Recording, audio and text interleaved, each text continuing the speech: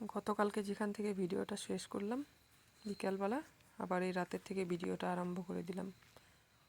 তো রান্নাবান্না তো মোটামুটি ছিলই, সজনে দিয়ে ডাঁটা দিয়ে ডাল করেছিলাম আর ওদিকে স্যালাড।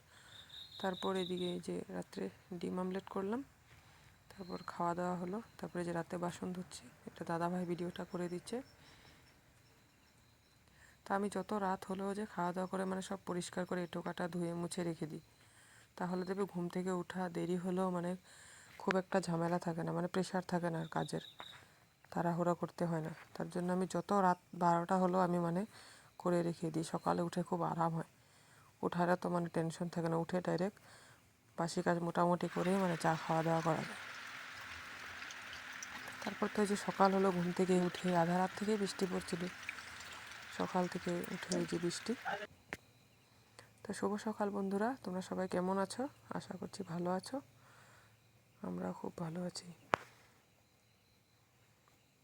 ঝমঝম করে বৃষ্টি পড়ছে। তারপর জলখাবার এই যে লুচি বানাবো আজকে, অনেক দিন হয়ে গেছে লুচি বানানো হয় না, রোজ রুটি। বরের আবদারে লুচি করলাম। তো সকালে গরম গরম লুচি, আমি গুড় ছিল গুড় দিয়ে খেয়েছি, আর বর দই দিয়ে খেয়েছে। মেয়েও দই খেয়েছে, গুড়ও খেয়েছে। তো গুড়টা অনেক দিন হয়েছিল আনা হয়েছে, তার জন্য নষ্ট হয়ে যাবে, তার জন্য ওটা দিয়ে খেয়েছি। তারপরে যে বরে ভাজবে আজকে, আমি সব রেডি করে দিয়েছি। আর ও থাকলে তো জানোই, তোমরা দেখতে আছো, রোজ কিছু না কিছু করে দিয়ে কাজে হেল্প। ও আগের থেকেই মানে আমাকে অনেক হেল্প করে। এই নিয়ে কত মানুষের কত হিংসা জানো। তো দেখতে থাকো, আস্তে আস্তে সব জানতে পারবে যে আমার বর আমাকে কাজে হেল্প করে। তো এটা নিয়ে অনেকেরই মানে চোখ জ্বলে আর বলতে পারো। তা সেসব আমরা মাইন্ড করি না, যে যার মতন। ও আমাকে হেল্প করে যতটুকু পারে, ওর কাজেও আমি যতটুকু পারি হেল্প করি। এটাই তো সংসার, বলো, দুজন দুজনকে হেল্প করব। তারপরে এদিকে এই যে লুচিগুলো ভাজছে, দেখছো কি সুন্দর হয়েছে লুচিগুলো। কিন্তু ময়দা না, কিন্তু শুধু আটা দিয়ে লুচি করেছি।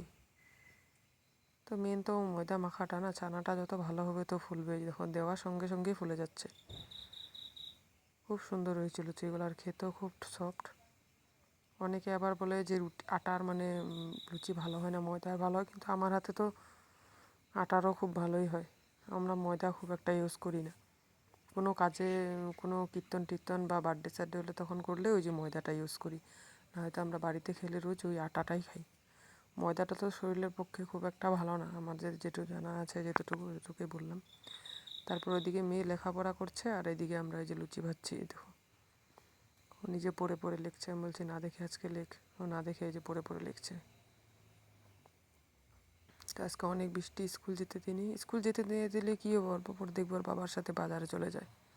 তো সামনেই মার্কেট, সাপ্তাহিক বাজার হয়, ওখানে গিয়েছিল অল্প। তো বৃষ্টির জন্য আর বাজার করতেই পারিনি। এই যে লুচি ভাজা কমপ্লিট। তো খাওয়া দাওয়া করে তারপরে মেয়ে আর বর দুজনে আমাকে যেতে বলেছিল, আমি যাইনি। আমি চলে গেলে এখন বাড়ির কাজ থাকে না, তিনজনে যদি চলে যাই তো বাড়ির কাজটা তো আধা থেকে যাবে, তার জন্য আমি আর যাইনি। এই যে যাচ্ছে, বাই বাই।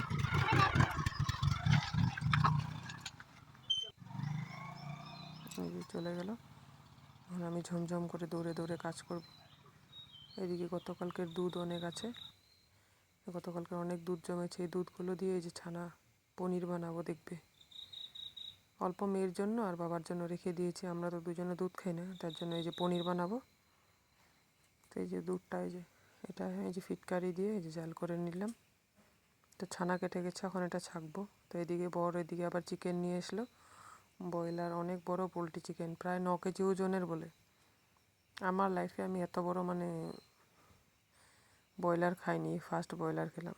এত বড় 9 কেজি ওজনের, খুব চর্বি, একদম খাসির মাংসের মতন চর্বি ছিল, খুব টেস্ট। ওই দেখো, এদিকে ওই সব এগুলো কাটাকাটি রেডি করেছে। আমি বলছি আজকে পেস্ট করতে হবে না, তো আজকে সব কুড়িয়ে রান্না করবো, দেখবো খেতে কেমন লাগে। সব কোরানি দিয়ে কুড়িয়ে দিচ্ছি। দেখছো কি চর্বি, একদম খাসির মাংসের মতন। দারুণ টেস্ট হয়েছিল রান্নাটা, একদম মাখা মাখা করেছি, ঝোল করিনি। তারপরে যে পনিরটা ফ্রিজ থেকে বের করে রাখলাম, এটা কাটতে হবে, পিস পিস করে রেখে দেবো কন্টেনারে। এই দেখো, সুন্দর হয়েছে না দেখতে, একদম দোকানের কেনা পনির। আমি আগে বানাতে জানতাম না, জানো, খুব একটা ভালো হতো না। তারপর ওই বলে না, একদিনে তো আর সব হয় না, তো আস্তে আস্তে যে শিখেছি এখন। তো সংসার জীবন তো অনেক দিনই হলো, অনেক ছোট বয়সে সংসার করছি বলতে পারো, একদম অবুঝ থাকতে থেকে সংসারে, আর 18 বছর পুরো কমপ্লিট না হতে। তো আর এখন আর সংসারের কোনো কিছু বাকি নেই, যে মানুষ কীরকম হয় কীভাবে। আগে মানুষও চিনতাম না, যেন সবাইকে খুব বিশ্বাস করতাম, যে যা বলতো তাই বিশ্বাস করতাম ছোট বয়সে, আর যা হয়। এখন তো হারে হারে মানুষকে টের পাচ্ছি, কে এরকম, সব বোঝা যায় না সংসার করলে।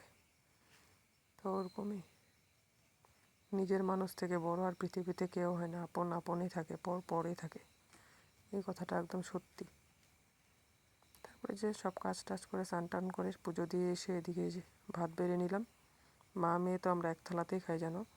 আর ওদিকে বর, আজকে আমরা সকালে ওই পুরি খেয়ে, পুরিও বেশি না, তিনটা খেয়েছি।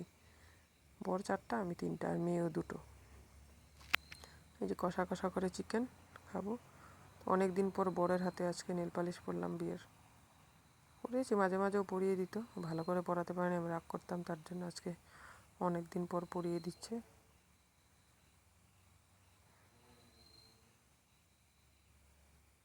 দেখছো, এই নেল পালিশটা ও এনে দিয়েছিল কতবার দুর্গা পুজোতে। তো এতদিন কোথায় ছিল, এখন তো মেয়ে থাকলে জানো, ওই মেয়ে মানুষ তো স্বাস্থ্যে খুব ভালোবাসে না, এইসব নিয়ে খুব বসে থাকবে। তারপর যে চিপসটা এনেছিল বাবার সাথে যখন বাজার গিয়েছিল, আর যে বিস্কুটগুলো এখানে পাশের দোকান থেকে আনলো, এই যে বাদামের আছে 4টা, আর এটা বাদাম ছাড়া 4টা এনেছে। বেকারি বিস্কুট, এগুলো 5 টাকা পিস করে একটা। তারপরে দেখি চা বসিয়ে দিলাম। তো এই যে লিকার চা না, এখন দুধ চা করবো, আমুল তাজা দিয়ে দিব অল্প। জানো তো আমরা গরুর দুধ খাই না, আজকে দুধ নিয়েও বাবার জন্য মেয়ের জন্য অল্প রেখেছি, আর আমাদের জন্য যে তাজা দিয়ে করছি। তো আজকে তারপর আর ভিডিওটা করা হয়নি।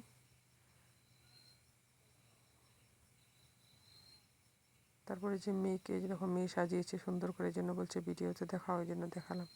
তারপর মেয়েকে যে জ্যাম লাগিয়ে দিচ্ছি ব্রেডেও, জ্যাম দিয়ে খাবে।